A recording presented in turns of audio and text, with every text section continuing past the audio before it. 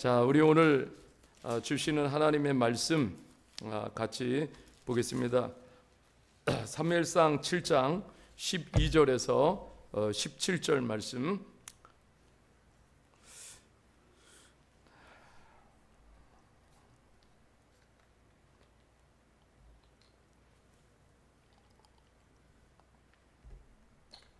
자, 말씀 읽겠습니다. 사무엘이 돌을 취하여 미스바와 센 사이에 세워 이르되 여호와께서 여기까지 우리를 도우셨다 하고 그 이름을 에베네셀이라 하니라. 이에 블레셋 사람들이 굴복하여 다시는 이스라엘 지역 안으로 들어오지 못하였으며 여호와의 손이 사무엘이 사는 날 동안에 블레셋 사람을 막으심에 블레셋 사람들이 이스라엘에게서 빼앗았던 성읍이 에그론부터 가드까지 이스라엘에게 회복되니 이스라엘이 그 사방 지역을 블레셋 사람들의 손에서 도로 찾았고 또 이스라엘과 아모리 사람 사이에 평화가 있더라. 아멘. 오늘 말씀의 제목은 회복의 시간은 반드시 온다. 이런 제목으로 하나님의 말씀을 나누겠습니다. 오늘 오늘 말씀의 키워드는 회복입니다. 회복. 그래서 이 사무엘서 7장 이 14절을 보게 되면 블레셋 사람들이 이스라엘에게서 빼앗았던 성읍이 에그론부터 가드까지, 그렇지만은 어떻게 됐어요? 이스라엘에게 같이 합시다. 회복되니. 자, 이스라엘이 그 사방 지역을 블레셋 사람들의 손에서 도로 찾았고 똑같이 회복되니 이스라엘과 아모리 사람 사이에 평화가 있더라. 참 회복이 올까 하지만은 하나님은 회복의 하나님이십니다. 회복을 주시는 하나님이십니다. 하나님은 회복을 참 좋아하셔요. 우리 하나님의 자녀들을 이렇게 하나님께서 회복을 시켜 주셔서 하나님의 자녀로 또 이렇게 살아갈 수 있도록 하나님께서 놀라운 은혜를 주십니다. 참 블레셋 사람들은 참 강력해요. 강력한 힘을 가졌어요. 그러니까 이스라엘 백성들은 그 강력한 힘 앞에 매일 굴복당하고 압제당하고 가지고 있던 모든 것도 다 빼앗겨졌어요. 이 블레셋이라는 히브리어는 펠리슈티인데 진창에서 뒹굴다, 버둥거리다, 탐닉하다 이런 뜻들이 있어요. 그러니까 이 블레셋 그러면은 그들이 어떤 민족이고 그 본성이 어떠한지를 히브리어 펠리슈티에서 이렇게 말하고 있습니다. 영어로는 우리가 이제 팔레스타인이라고 말하죠. 옛말은 가나안입니다. 블레셋의 그런 힘과 압제 속에서 이스라엘은 늘 참 비참했어요. 늘 바닥으로 떨어지는 그러한 삶을 모면할 수가 없었습니다. 사실 하루를 사는 게 사는 것과 같지 않은 그러한 연약함을 끌어안고 매일매일 힘겹게 살아가는 거예요. 자신의 힘으로는 뭘 할 수 있는 것이 아무것도 없습니다. 늘 블레셋이라는 그 강적 앞에 눌리면서 살고 압제당하면서 살고, 그러니까 자유가 하나도 없는 거예요.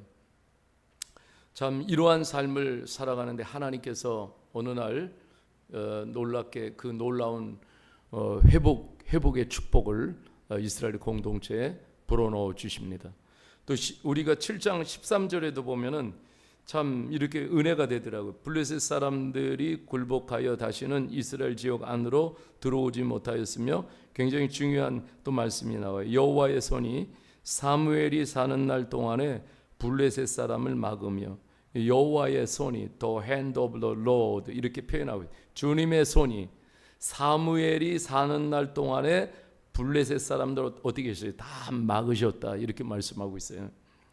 사무엘의 라이프 타임 동안 주님의 손이 떠나지 않으셨다. 주님의 손이 항상 도우셨다. 이 성경에서 하나님의 손은 하나님의 권능과 힘을 나타내고요, 또한 인도와 하나님의 보호하심을 나타냅니다. 또한 하나님의 은혜와 축복이 하나님 손에서 전달이 되는, 예수님 이 땅에 오셔서 아픈 사람들, 참 힘겨운 사람들, 고통상한 사람들에게 그 주님의 손을 다 얹으시니까 어떻게 됩니까? 치유가 되고 회복이 됩니다. 이 주님의 손이 없으면은 우리는 아무것도 아니에요. 근데 주님의 손이 함께하고 주님의 손이 닿고 주님의 손이 보호하시면은 우리는 승리할 수 있습니다. 그런데 이 주님의 손이 사무엘이 사는 동안 평생 동안 함께 하셨다고 말씀하고 있어요. 이런 은혜와 축복이 우리에게도 있기를 바랍니다. 이렇게 사는 것을 보면은 주님의 손이 함께 하시는 것이 보여요. 주님의 손이 함께 하시는구나. 여러분, 우리가 그렇게 살 수 있기를 바랍니다. 왜냐하면 사무엘은 늘 하나님과 가까이 살았던 사람이에요. 이 이스라엘이 회복되는 데는 사무엘의 역할이 참 컸습니다. 놀라운 영적 리더십이라는 것은요, 이 리더십은 포지션이 아닙니다. 이 리더십은 역할이에요. 어떤 역할을 하느냐. 그래서 우리가 오늘도 뭐 리더십 할 때 제일 중요한 게 롤 모델이 누구냐. 그러니까 참 이 역할이 굉장히 중요한 거예요. 사무엘은 하나님이 부르신 자신의 자리도 굉장히 중요하지만 그 자리에서 하나님의 사람으로서의 역할, 또 리더로서의 역할을 정말 잘 수행을 했습니다. 어떻게 수행을 했냐? 오늘 말씀을 7장을 통해서 우리가 몇 가지 살펴보는데요. 7장 2절에 보십시오. 괴가 기란 여아림에 들어간 날부터 20년 동안 오래 있는지라 이스라엘 온 족속이 여호와를 사모하니라. 이 성경 전체를 보면은 이스라엘 온 족속이 하나님을 사모하도록 이끌었어요. 하나님을 사모하도록. 여러분, 우리가 보면은 영적 시선이 굉장히 중요합니다. 시선이 어디에 가 있는가? 이스라엘은요, 최대의 실수가 뭐냐면 늘 하나님의 언약궤에서 눈을 떼는 거예요. 눈을 떼는 그 순간에 눈이 하나님에게서 떨어질 때, 시선이 떨어질 때 그 눈은 다른 곳을 향하게 돼 있습니다. 그 눈이 어디로 갑니까? 우상에게로 향하게 되는 거예요. 그래서 시편 73편 28절에 이렇게 말씀하고 있죠. 하나님께 가까이함이 내게 복이라. 그러니까 우리가 뭐가 복이냐? 늘 하나님과 함께 살아가는 것이 복입니다. 가까이 살아가는 것. 인생 최대의 축복도 뭐 우리가 여러 가지 세상에서 많은 것을 누리고 획득하고 그리고 가지고 소유하고 뭐 이런 것도 중요하겠지만 이것도 하나님이 주신 복이지만 더 중요한 것은요, 하나님을 가까이 함이 최고의 축복이라는 거예요. 이 이스라엘 백성들이 오늘도 보면은 참 이 언약궤 있잖아요. 궤, 이 아주 거룩한 상자인데 궤를 히브리어로는 아론이라 이렇게 부릅니다. 나무로 만든 상자, 그런 의미를 가지고 있습니다. 궤를 주신 목적이 뭡니까? 하나님과 이스라엘 백성 간의 그 언약이잖아요. 그래서 이스라엘 백성들을 언약 백성이라고 이렇게 부르지 않습니까? 이제 모세가 시내산에서 받은 게 십계명이에요. 그리고 이제 아론에게 제사장으로서 쌍난 지팡이를 들려주셨고 또 이스라엘 백성 광야를 걸을 때 만나를 먹게 하셨습니다. 그래서 황금 항아리, 그러니까 이 궤에는 이 세 가지가 들어 있었잖아요.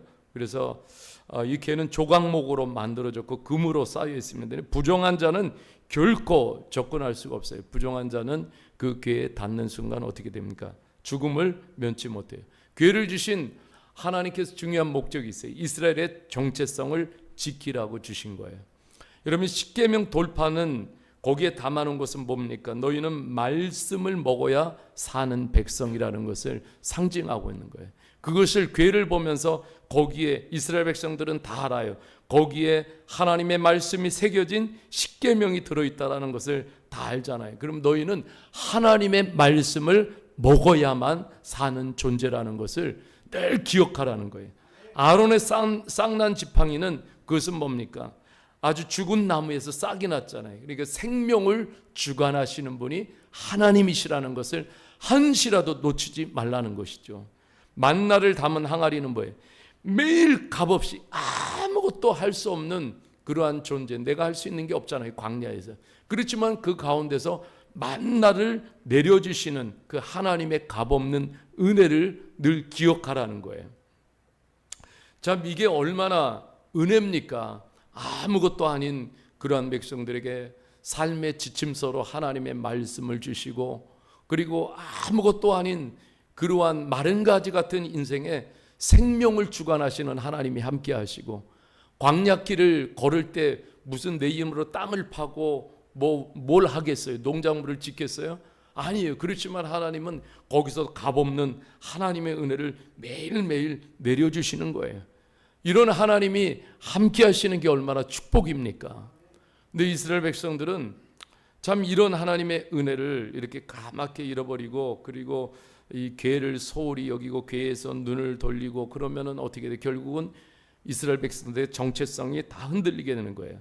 예, 그 시대의 종교적 트렌드가 있잖아요. 그게 뭡니까? 바알 숭배잖아요. 바알은 그 당시에 대중화된 아주 종교예요. 바알은 뭡니까? 자연 현상과 생명을 관장하는 신이어가지고 그 지역에서는, 가나안 지역에서는, 그 일대에서는 모두가 다 이렇게 바알을 섬겼어요. 곳곳에서 기우제를 드리고 매춘이 동반된 기우제죠. 사탄은요 항상 거짓과 유혹의 천재가 아닙니까? 가만히 그것을 이스라엘 백성들이 괴에서 눈을 떠가지고 그 세상 바라보면서 바알을 이렇게 막 바라볼 때에 그것을 들여다보고 있으니까는 마치 그런 거예요. 사탄이 가론 유다가 사탄에게 집중할 때에 어떤 일이 벌어집니까? 예수 팔려는 생각을 사탄이 쑥 집어넣어서 예수님을 배반하잖아요. 사탄은 이스라엘 백성들에게 어떠한 생각을 통해서 사탄이 유혹하는 거죠. 너 지금까지 너희들이 하나님 믿어봤는데 뭐가 잘 됐냐? 예, 마귀가 갖다 막 의심을 가져다 주는 거예요. 너 봐라, 바알을 섬기는 사람들은 저렇게 떵떵거리고 살고 부자로 살고 얼마나 이 세상에서 권세를 누리면서 저렇게 살고 있는데, 너희들 봐, 하나님을 섬긴다고? 야, 그런데 그렇게 찢어지게 가난하게 살아? 그리고 그렇게 매일 압제를 당하고 고통당하면서 살아? 그러니까 그럴싸해요. 그러니까 이 현상만 자꾸 바라보게 되니까는 그런 유혹을 물리칠 수 있는 힘이 없어요. 이제 우리가 믿음 생활하면서도 그런 것 같아요. 현상을 따라가느냐, 믿음을 따라가느냐. 이게 굉장히 중요한 건데, 대부분의 사람들은 그냥 지금에 보이는 현상을 따라가요. 현상을 따라가다 좌절하고 실망하고 낙심하고 하나님이 어디 계셔? 그렇지만은 우리가 항상 놓치지 말아야 할 것은요, 어느 시대든 우리가 믿음을 따라가야 될 줄 믿습니다. 자, 이스라엘 백성들이 그렇게 바알에게 집중하는 순간 신앙의 의식을 어떻게 합니까? 다 잃어버리게 돼요. 마침내 바알을 섬기게 되죠. 이 바알은 한마디로 정리하면 탐욕의 신입니다. 그래서 탐심을 계속적으로 부추기는 거예요. 우리가 하나님이 우리의 심령을 차지하지 않으면은, 그러면은 우리 안에 또 다른 탐심, 또 다른 탐욕이, 그 거짓신이 들어와서 우리를 지배하게 됩니다. 그래서 여러분 골로새서 3장 5절에 바울 사도는 그렇게 선포하는 거예요. 탐심은 우상 숭배니라. 네, 오늘도 우리가 살아가면서 욕심, 탐심, 탐욕, 여러분이 이런 것들이 얼마나 우상 숭배인지 몰라요. 조금만 더 내가 벌면은, 조금만 더 내가 쌓으면은, 조금만 더 내가 넓히면은 그때 하나님 찾을게요. 예. 그래서 이런 탐심, 탐욕의 신에 붙들려 가지고 하나님을 예배하지 못해요. 하나님께 기도하지 못합니다. 하나님을 의지하지 못해요. 여러분, 나는 돈, 내가 정말 그거 내가 지배할 수 있어. 그런데 이 세상에 지금까지 역사상 보면 돈을 지배할 수 있는 사람이 없어요. 결국은 하나님이 없으면 바로 돈에 지배를 당하게 돼요. 그게 굉장히 무서운 거예요. 그러니까 오늘 사무엘은 세 가지를 오늘 이야기합니다. 3절, 7장 3절 말씀을 보십시오. 자, 7장 3절에 사무엘이 이스라엘 온 족속에 말하여 이르되 만일 너희가 전심으로 여호와께 돌아오려거든 이방신들과 아스다롯을 너희 중에서 제거하고 너희 마음을 여호와께로 향하여 그만을 섬기라. 그리하면 너희가 블레셋 사람의 손에서 건져내시리라. 이렇게 말씀하고 있어요. 자, 세 가지 중요한 거예요. 자, 돌아와라. 같이 합시다. 돌아와라. 제거하라. 섬겨라. 이 세 가지. 돌아와라. 리터닝. 하나님께로 예배 자리로 돌아와라. 이게 사는 길이에요. 돌아와라. 돌아와라. 제거하라. 완벽하게 제거하라. 뭘 제거해야 되겠어요? 욕심, 탐심, 이러한 것들을, 이 바알이 주는 이러한 것들을 완전히 제거해라. 그렇지 않으면 영적 회복은 힘든 거예요. 계속해서 세상 신의 지배를 당해서 세상 신에 이끌려갈 수밖에 없어요. 하나님 거기에 역사하지 않고 간섭하지 않으십니다. 하나님만 섬겨라. 하나님을 예배하고 하나님께 헌신하라는 거예요. 그리하면 살리라. 그리하면 구원을 얻으리라. 블레셋 손에서 구원을, 그 지배 아래서 벗어날 수 있다라는 거예요. 여러분, 우리의 힘으로 아무리 블레셋 손에서 벗어나려고 한들 우리의 힘으로는 절대로 벗어날 수가 없어요. 우리가 죄의 힘, 저주의 힘에서 우리의 힘으로는 도무지 벗어날 수가 없어요. 그것은 바로 주님의 은혜와 능력으로만 벗어나게 되는 줄 믿습니다. 그렇지 않으면 노예로 사는 거예요. 계속적으로 예수님 믿으면서도 여전히 노예로 사는 것입니다. 그래서 5절에 또 하나의 결단이 있어요. 5절에 같이 한번 읽겠습니다. 시작. 사무엘이 이르되 온 이스라엘은 미스바로 모이라. 내가 너희를 위하여 여호와께 기도하리라. 아멘. 여러분, 참 이 공동체를 참 이렇게 회복시키고 그리고 주님의 말씀으로 돌아오게 하고, 이거는요 절대로 한 사람이 주님께로 돌아오는 건 사람의 힘으로 결코 할 수 없어요. 반드시 기도가 동반돼야 돼요. 기도할 때 하나님이 일하시고 기도할 때 사람의 마음을 움직이십니다. 기도할 때 그 인생의 방향을 트셔요. 사람의 힘으로는 할 수가 없어요. 그래서 내가 너희를 위하여 중보자로 설 것이다. 이 사무엘의 지도력의 주특기는 기도였습니다. 그래서 이 사무엘의 애칭이 기도하는 사무엘입니다.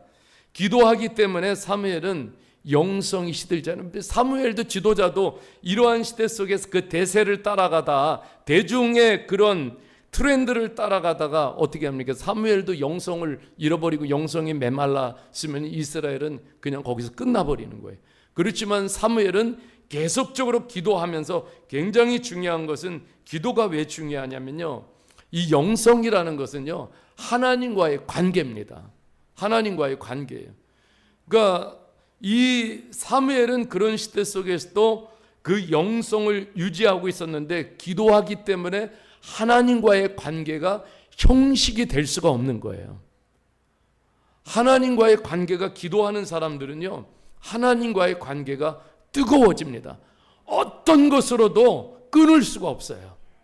그런데 형식은요 쉽게 끊어져요. 뭐를 갖다 대면 그냥 끊어지는 거예요.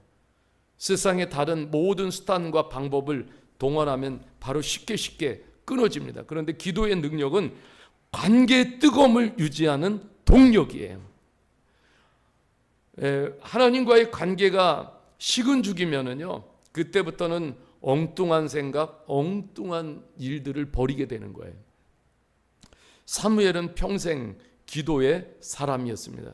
사무엘의 유명한 어록이 있어요. 사무엘상 12장 23절 같이 한번 읽어보겠습니다. 시작. 나는 너희를 위하여 기도하기를 쉬는 죄를 여호와 앞에서 결단코 범하지 아니하고 선하고 의로운 길을 너희에게 가르친 것인즉. 너희를 위하여 기도하기를 쉬는 죄를 여호와께 결단코 범하지 아니하리라. 이게 뭡니까? 끝까지 자신의 역할을 놓치지 않은 거예요. 하나님의 마음을 아는 것이죠. 그러니까 영적 센스가 무디어지지 않고 영적 센스가 하나님 앞에서 작동이 되는 거예요. 하나님 마음을 아는 것이죠. 하나님께 그러니까 순종할 수가 있는 것입니다. 참 오늘도 이런 모습이 굉장히 중요한 것이죠. 이런 모습을 보면서 이스라엘 백성들이 다음과 같은 스탠스를 취하게 되는데, 자 어떻게 보면은 이 이스라엘 백성들이 이제 사무엘의 이런 영적인 모습들을 보면서 6절에 보니까요. 6절에 한 번 더 읽겠습니다. 시작. 그들이 미스바에 모여 물을 길어 여호와 앞에 붓고 그날 종일 금식하고 거기에서 이르되 우리가 여호와께 범죄하였나이다 하니라. 사무엘이 미스바에서 이스라엘 자손을 참 이게요. 그 회개와 회복은 가까이 있습니다. 회개와 회복은 가까이 있어요. 그래서 사무엘은 영적으로 미스바 기도의 플랜을 이렇게 세우게 됩니다. 그런데 이스라엘 백성들이 이런 사람들이 아니었어요. 기도하는 사람들이 아니잖아요. 그러나 여러분, 누군가 한 사람이 기도를 시작할 때 그 기도에 불이 붙게 되고, 기도할 때 하나님의 영이 움직이잖아요. 초대교회도 마찬가지잖아요. 기도할 때 하나님의 영이 임하셔서 움직이게 되니까는 하나님이 그 공동체 가운데서 막 일을 하시니까 그 안에서 하나님께서 막 찌르시고 막 폐부를 가르시고, 그리고 그냥 막 마음을 움직이시고 막 이런 역사들이 일어나니까 우리가 이렇게 살면 안 되겠다. 갖다 물을 부었다라는 의미는 무엇을 의미하냐면 자신의 삶을 하나님께 전적으로 바치겠다라는 결단이에요. 여러분, 이런 결단들이, 믿음의 결단들이 어디에서 시작됩니까? 기도에서 시작이 되는 거예요. 그 다음에 액션으로 나가는 거예요. 그것이 바로 죄에 대한 고백입니다. 그 죄가 뭐예요? 이루 말할 수 없는 많은 죄를 지었지만은 제일 중요한 죄가 뭐냐면 하나님과의 관계에 대한 죄예요. 이 지금까지 모든 이런 일들이 벌어진 것은 아주 하나님과의 관계가 형식적인 관계였고, 그리고 눈가림하는 관계였기 때문에 하나님을 느끼지 못하는 거예요. 그러니까 이런 부분들을 하나님 앞에 나와 다 회개하기 시작하는 거예요. 자신들의 힘으로 살려 했던 그런 의지들을 하나님 앞에 내려놓게 되고, 그리고 자신들이 지금까지 하나님과의 관계가 이렇기 때문에 영적으로 얼마나 무능한 삶을 살았는지 하나님 앞에서 이제 회개하기 시작하는 거예요. 회개는 어쩌다 하는 것이 아닙니다. 여러분, 우리는 매일같이 하나님 앞에서 회개하는 주의 자녀들이 되어져야 될 줄 믿습니다. 하나님 앞에 매일 자신을 성찰하고 살피는 태도가 너무너무 중요한 거예요. 하나님 앞에서 자신만만할 수가 없습니다. 우리는 전부 부족한 것뿐이고 연약한 것뿐이에요. 우리 지난주에 우리 지방에 목사님 어머님이 소천하셔서 장례식장에 참여했는데 어머니 이야기를 하시더라고요. 어머니가 89세 이렇게 이제 돌아가셨는데 평양에서 태어나셔가지고 그래서 남한 땅으로 오셔가지고, 그런데 이야기를 들어보니까 믿음의 4대예요. 4 generation 이렇게 가문을 이어가는데 참 이 감동적인 이야기를 하시더라고요. 어머니가 이렇게 이제 그 암에 걸리셨대요. 예, 암에 걸리시니까는 참 얼마나 충격적이에요. 그런데 어머니가 암에 딱 걸리셨는데 자녀들을 다 오라고 부르셔가지고, 암에 걸리셨는데 그날 몰라님 자녀들을 불러 모으시고 자녀들에게 축복 기도를 다 해주셨대요. 어머니가 축복 기도를 다 이렇게 해주시고, 어머니가 재산을 많지는 않지만 나눠주는데 우리 목사님이 이제 장남이에요. 그러니까 이 큰아들에게는 장자의 복으로 축복해주고 싶다. 4남매니까 물어봤대요. 모아놓고 3남매 그렇게 해도 되겠냐? 그랬더니 동생들이 다 오케이. 그런데 우리 목사님이 아니다. 우리 똑같이 분배해달라고. 그런데 어머니께서 어떤 액션을 취하셨냐면 가장 많은 것은 교회에 드리는 헌금, 그리고 이제 자녀들에게 이렇게 똑같이 이제 그 분배를 해주신 거예요. 그런데 사모님이 어머니의 그런 늘 신앙적인 모습을 늘 존경했다고 그래요. 그러니까 뭐 사모님들하고 모여서 시어머니를 조금 더 흉보거나 그런 일이 없었대요. 왜냐하면 어머니의 그 시어머니의 그런 신앙적인 삶과 그런 신앙이 너무 일치하는 그러한 모습들을 보시면서 사모님 늘 감동을 받은 거예요. 나도 좀 저렇게 살아야 되겠다. 그 하나님이 살아계시다라는 것을 그 권사님은 죽는 시간까지 삶으로 보여주시다가 천국에 입성하신 거예요. 아내와 저는 돌아오면서 그랬어요. 정말 너무너무 참 아름다우시다. 그러니까 우리 자신을 또 살펴보게 되는 거예요. 그러니까 저는 월요일 날도 무주에 그 시골에 정말 능력교회 가서 예배를 드리고 왔는데 정말 교회도 시골교회 너무 조그매요.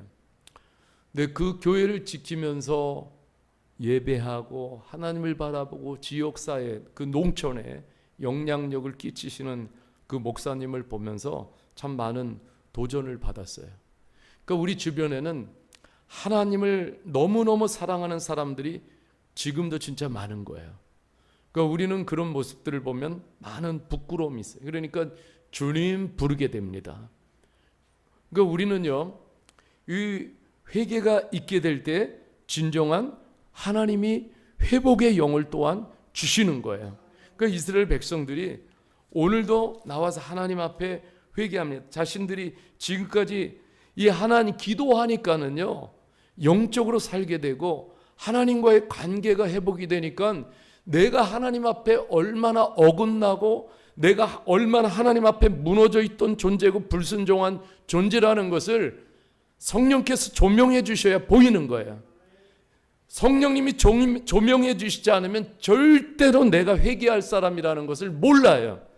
그냥 우리는 이 뭡니까? 예수님 시대 당대에 왔던 바리새인들은 자신의 의를 앞세우면서 회개할 게 전혀 없어요.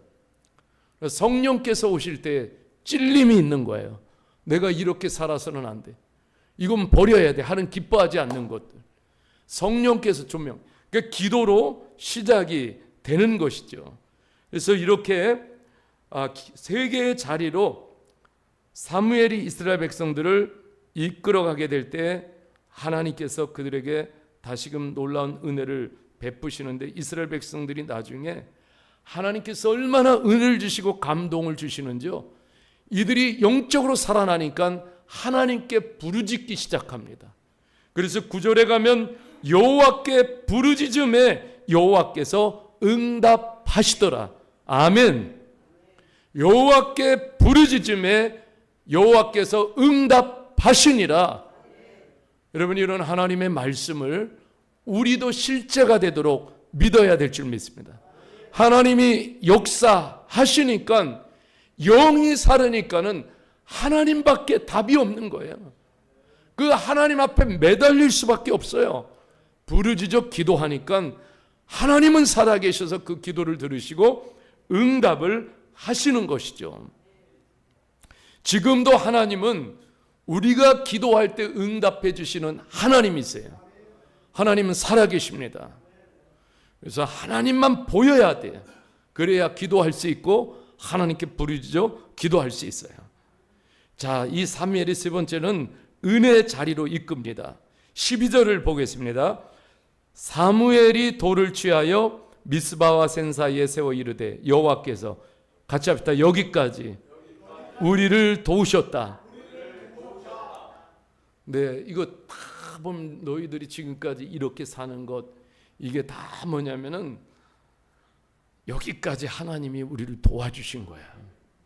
이게요, 히브리서 표현대로라면 때를 따라 돕는 은혜, 때를 따라 돕는 은혜가 있기 때문에 우리가 매일을 살아가는 거예요. 여러분, 이렇게 해석할 수 있는 것이 믿음이고 은혜인 줄 믿습니다. 여기까지 온 것이 주님의 은혜 베푸심이 있는 거예요. 너무 연약해요. 그런데 내가 이룰 수 있는 실력과 내가 이룰 수 있는 능력이 없어요. 그런데 주님이 결국 보니까 다 도와주신 거예요. 여러분, 이런 은혜가 없다면 우리는 어떻게 살아요? 이스라엘 백성들처럼 블레셋에 굴복하고 항복하면서 그냥 낙심 절망 속에 살아갈 수밖에 없어요. 승리는 없어요. 매일 실패해요. 또 거듭되는 실패를 보며 또 절망하고 낙심하지만은, 그러나 하나님께서 승리를 주시고 은혜를 주셔서 너희는 세상에 굴복되어 사는 존재가 아닌 하나님의 은혜를 따라 사는 존재라는 것을 다시 한번 확인시켜 주는 것입니다. 여러분, 이것이 은혜예요. 여러분, 우리가 세상에 굴복되어 사는 존재가 아닙니다. 하나님의 은혜를 따라 사는 존재가 된 거예요. 여러분, 오늘도 이만큼 사는 것이 얼마나 은혜예요. 보이지 않게 오늘도 하나님은 우리에게 돕는 은혜를 베풀어 주십니다. 사무엘은 은혜를 아는 하나님의 사람이었어요. 사무엘의 일생을 보면 수많은 시간을 길 위에서 보냈어요. 그렇지만 그 길을 푸념하면서 한탄하면서 그 길을 걸은 게 아니에요. 그 길을 걸을 때 얼마나 많은 위기와 어려움도 있었는지 몰라요. 그렇지만 그 길 위에서 끊임없이 하나님께 기도를 드렸어요. 기도할 때마다 주님은 은혜로 응답을 해 주셔서 또 그 길을 가게 하셨어요. 그러니까 은혜의 힘으로 여기까지 온 거예요. 뭐가 있습니까? 아무것도 없어요. 오직 은혜예요. 여러분, 우리가 인생에 남는 것도요, 오직 은혜밖에 없어요. 그리고 천국에 들어가는 것도 오직 은혜입니다. 은혜를 놓치면 아무것도 아니에요. 그 사무엘의 지도를 받으며 따라갈 때 육신적 이스라엘이 영적 이스라엘로 변화가 되어졌습니다. 거기서 하나님이 회복의 은혜를 주신 거예요. 회복은 하나님을 사모하는 자리로 나가야 돼요. 회복은 회개의 자리로 나갈 때 회복이 있습니다. 회복은 은혜의 자리로 나갈 때 하나님이 은혜를 주십니다. 회복은 평화를 누리게 합니다. 회복은 기쁨을 누리게 합니다. 회복은 정체성을 누리게 합니다. 회복은 하나님과의 관계의 복을 누리게 합니다. 회복은 하나님이 주시는 형통의 복을 누리게 합니다. 결과적으로 인생이 회복되게 하시고 공동체가 회복되게 하셨어.